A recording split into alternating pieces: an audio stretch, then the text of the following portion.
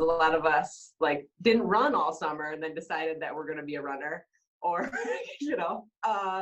or we swim in pools, and then pools were closed for a while, and then people are swimming outside or were swimming outside, and like they end up having some issues. So the things that I see are usually for bikers and runners. I see some problems with hip flexors, which are on the front of your hips. So I give them a lot of stretches to do, things to work at home, of course, to make sure I line up their hips when they're in the office. You'll lay on the floor for your hip flexors, and your knees will be bent with your feet flat. You're going to find your belly button and then your hip. Go in between the two areas and push down into your belly where your belly's nice and soft. You want to keep your belly nice and soft. And then you're going to straighten out the same leg. So it'll go straight like this. And then you'll breathe again. And then bring it back up into a flat knee, or I'm sorry, a bent knee, and then you'll do it again. And then it'll stretch out your hip flexor way deeper than like a yoga stretch or just trying to do a stretch on the floor, because you're actually pinning that muscle inside your belly. People that are swimming, I see a lot of people when they're competitive swimmers, they turn their head just to one side to breathe. And when they do that, they cause a restriction through their neck and through here from the only moving this way.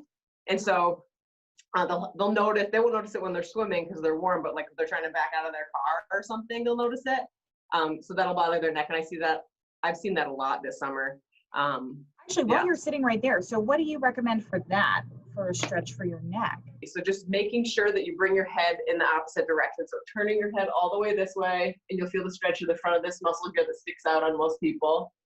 And then turning your head the other way, and then ear to your shoulder, ear to your shoulder. And then the last one would be to look up towards the ceiling, and you'll stretch out the front of your neck. Don't bother looking down, because you already do that when you're at work, right? Yeah, everybody's like this all day, so don't do that. Yeah, don't do that. I actually, because we're not allowed to go out on shoots right now really often, I had somebody actually say to me, "You've been working at your desk a lot, haven't you? I can tell by the way your neck is bending forward." And I was like, "Oh no, Dr. Coffin would be so mad." I know, straighten up. Sit up, sit up. Okay, other injuries that you're seeing from people, the fact that more people are sort of taking on household projects right now. We all have done like our DIY list that we haven't done ever yet all this time.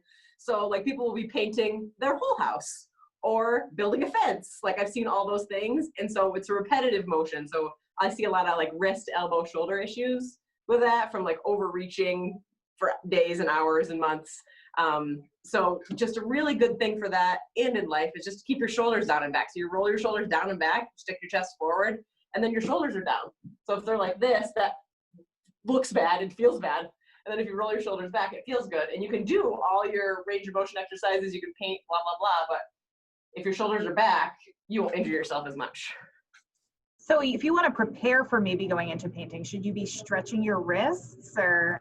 Yeah, so you actually should take breaks. So a lot of us will paint for, I don't know, the whole day, but if you take a break every hour and just do stretches like this, where you put your hands together in like a prayer position and then push down, that'll stretch out the front and through here. And then if you put your hands like this and then push up towards your chin, that'll stretch the top of your arm, which also hurts when you paint a lot.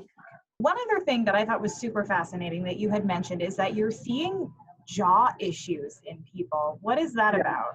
Isn't that so weird? So I guess I see people with jaw issues, but not a lot. But since this has happened and people are wearing masks, it affects their jaw. So I brought a mask to show you what I mean by that. So this is like just a mask I wear, and a lot of people have. So you put it on your face, and you don't want to touch your face, right? So you do this to get it off, to move it down so it doesn't go into your eyes. And so that'll affect your jaw muscles. And so over time, your jaw will just jut forward, and then you'll get tightness all in through this side of your mouth and your jaw. And some people get ear pain as well. And so a really good thing to do is just to massage the muscles in your face, of course, when your hands are clean.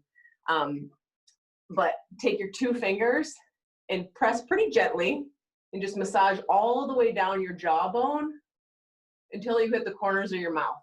And it actually feels pretty good. And you might even feel some tenderness right around your ears. Just from like, yeah, you feel that? And then also I do. Yeah, right there. And then the other one that you can do for that jaw pain is just the muscles under our jaw here, which a lot of us don't even think about. So same thing is your two pads of your fingers. You're gonna push up into your jaw and then kind of slide back so it looks like this. But your chin is down because you don't want to stretch, so it's going to be loose. And then push back. And that will help a lot.